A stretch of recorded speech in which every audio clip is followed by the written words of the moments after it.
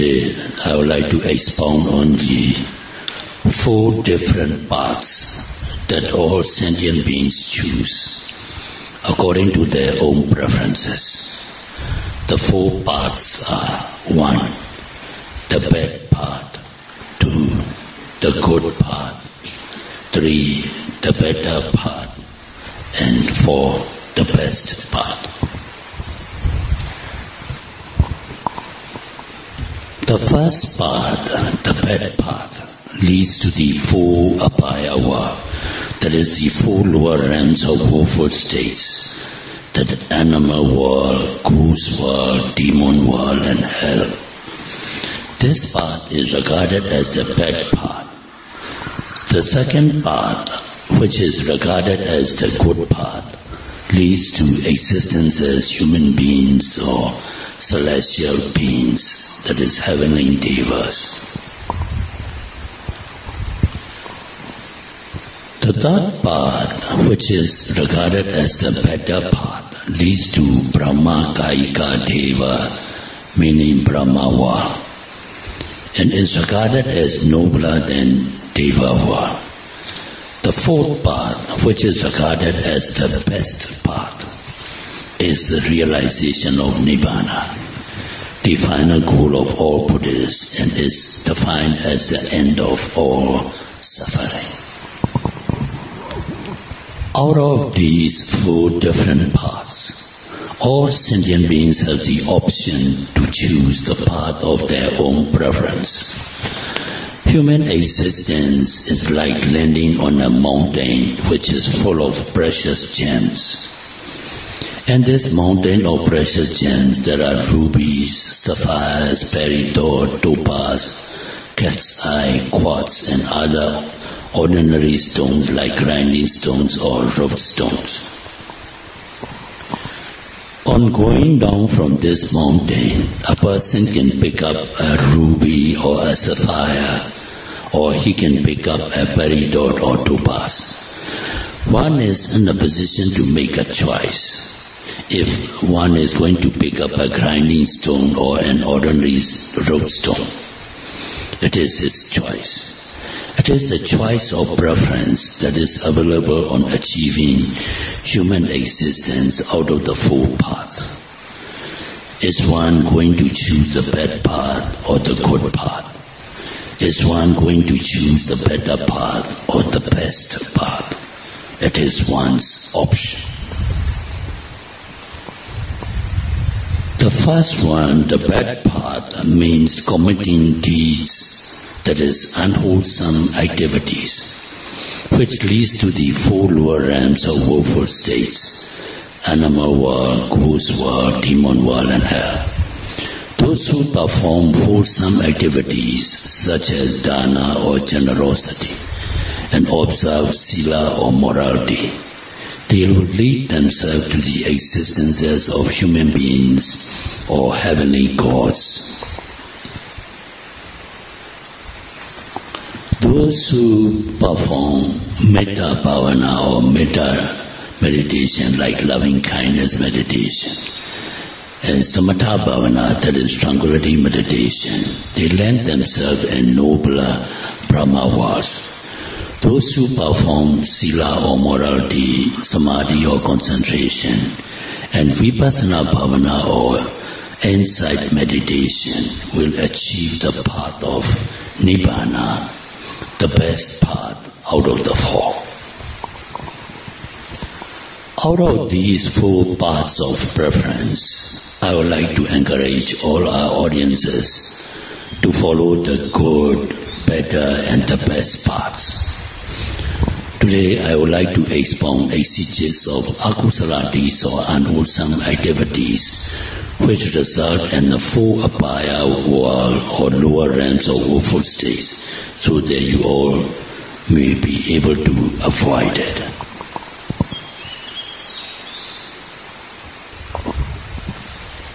Akusala is a Pali word. In English, it can be translated as unwholesome actions or unwholesome deeds. These, however secretly done, they will result in bad resultant effects.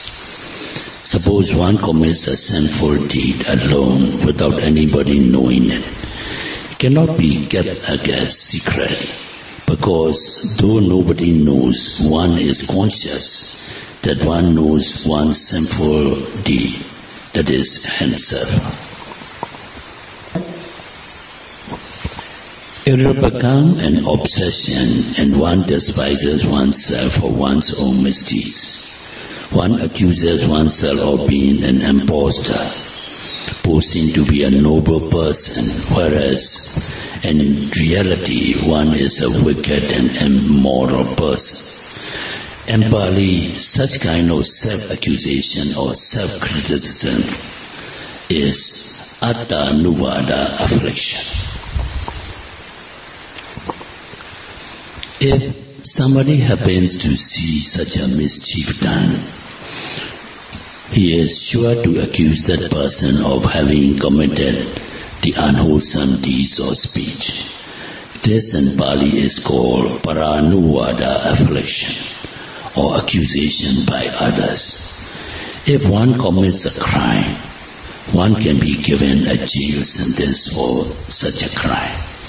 It is called danda affliction. In such a case, a monetary fine or reprisal by weapons can also happen.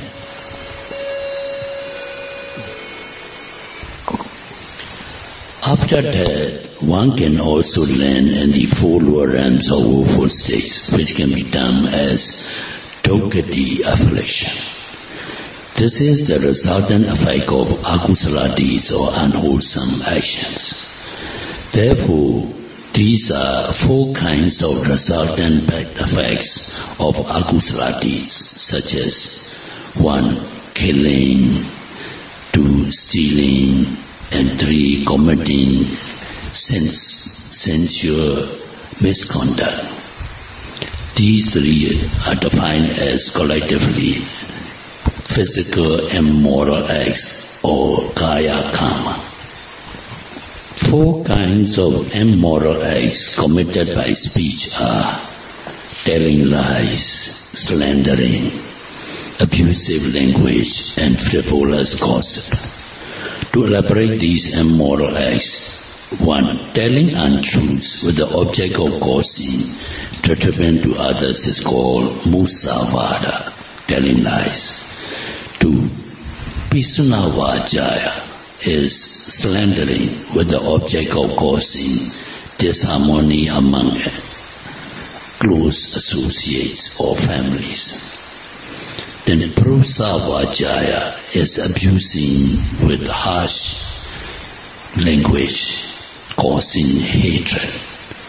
Then the 4 is sampaplapa, is a frivolous gossip, which has neither benefit nor advantage to society or oneself.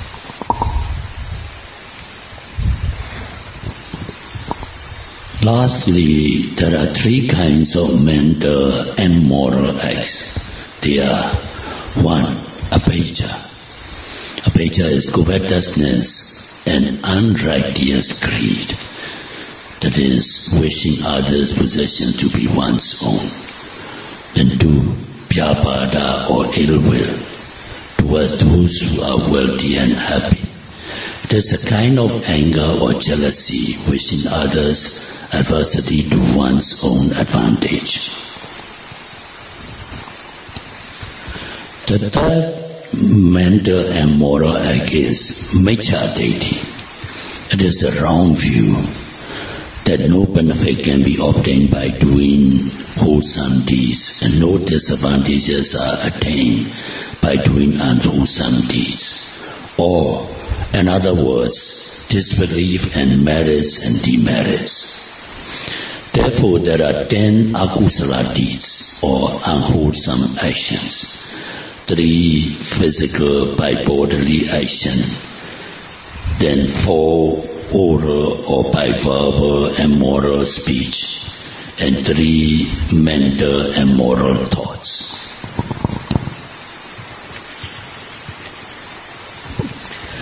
These 10 kinds of akusala deeds or unwholesome actions can only give bad resultant effects. At one time, the young man Suba raised a question to our Lord Buddha. His question was, Venerable Sir, why do people not have the same privileges? For instance, some enjoy long life while others have short lives. Lord Buddha replied, Young man Suba, some people, they indulge in killing. By killing, such persons land in hell, and even after they regain human existences, they have short lives. Therefore, one must refrain from killing. Those who refrain from killing enjoy long lives. Those who steal will also have the resultant effect of adversity.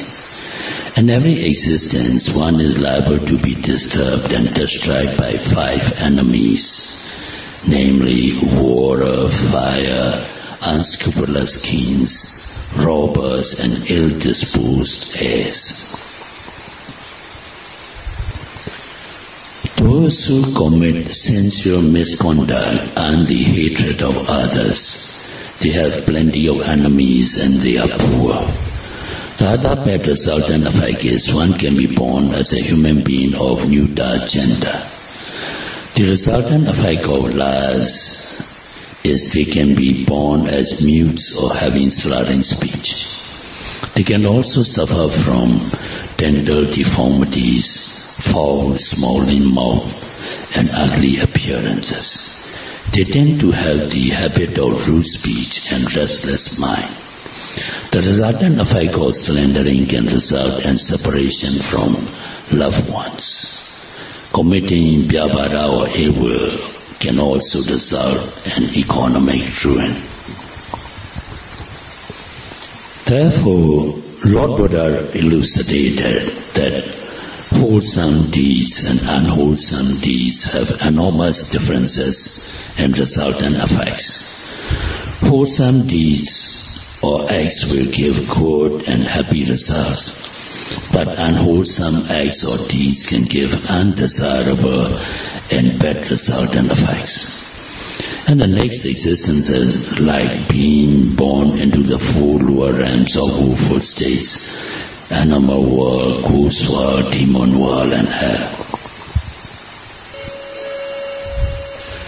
In the Devadutta Sutta, Buddha expounded, O sons and daughters, in my vision, I can clearly see with my divine eye the states of all sentient beings, as a person with good eyes can see the activities of the inhabitants of 2 adjacent houses.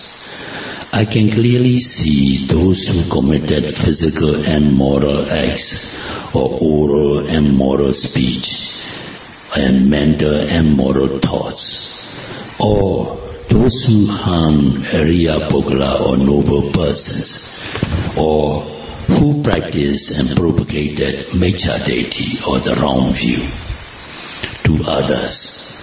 When they die, some landed in hell, some landed in the animal world, and some landed in the demon world. Since Lord Buddha had the divine eye, he could see sentient beings suffering according to the degree of their unwholesome actions they have committed. Therefore, we should be very careful not to commit any kind of immoral act, speech or thoughts, however slight, small or trivial it may be. As the raindrops can fill big containers in due course, tiny or slight immoral acts can accumulate akusala or unwholesome effects, and they can give rise to very grave, resultant bad effects. During our Lord Buddha's lifetime, there was an episode that could be regarded as proof of these theories. At one time, Venerable Moggallana Mahathera, the second chief disciple, who was the most renowned in supernatural powers among arhats, he was returning from Kedah, that is Vulture's Peak Mountain, together with Venerable Lakhana. On the way, Venerable Moggallana saw something and he smiled. Venerable Lakhana asked him the reason for his smiling. Venerable Moggallana told Venerable Lakhana to ask his reasons for smiling only when they reach in the presence of our Lord Buddha. Therefore, Venerable Lakhana in front of Lord Buddha again asked why Venerable Moggallana smiled on the way down from the mountain. Then Venerable Moggallana answered in front of our Lord Buddha, Venerable Lakhana, on the way down the mountain, I saw a big serpent. And that big serpent was covered with fire from head to tail and from tail to head. Sometimes the fire started from different ends and come to me in the middle part. The big serpent was writhing with heat and pain and suffering, but could not die. I did not smile on this account. I smiled because I realized that we are free from such miseries, as such kind of suffering can no longer occur to arhats. Lord Buddha confirmed Venerable Moggallana's assertion by declaring, my disciples who had achieved arhatship had the power to see what ordinary people could not see. When I attained omniscient Buddhahood, I also had such visions through my divine eye, but I kept these visions to myself. Now, since my disciples had also seen such visions, I should relate the episode of this burning serpent. Ages ago, during the time of Buddha Kassapa, one rich man by the name of Sumangala, he built a big monastery and donated it to Kassapa Buddha. He was so respectful of Buddha Kassapa that he went daily to this monastery and did cleaning, tidying and sweeping of the monastery by himself.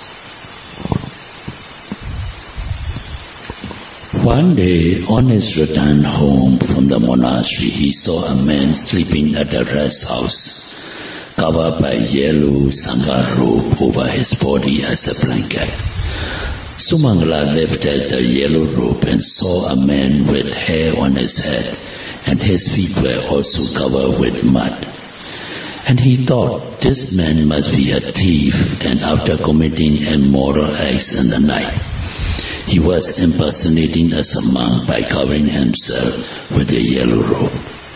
He remarked that this man must be an imitation monk. On hearing this remark, the thief was very angry, and he vowed to take revenge on this rich man one day. Then he set fire to Sumangala's rich farmland, and after that he cut the veins of the rich man's cattle out of spite. But the rich man Sumangala was very tolerant and patient. He merely contemplated that these were the laws of karma, that nobody could prevent or alter in any way. He had not suffered too seriously by this incident. The thief did not feel he had exacted sufficient revenge, since the rich man was tolerant and he had expressed no lamentation. He came to know that Sumangala's dearest generosity was the big monastery donated to Buddha Kassapa. And one day, while Buddha Kassapa and the disciple bhikkhus were on alms round in town, he set fire to the big monastery and burnt the building to ashes. As a result of this great immoral act, the thief suffered in hell for a long time.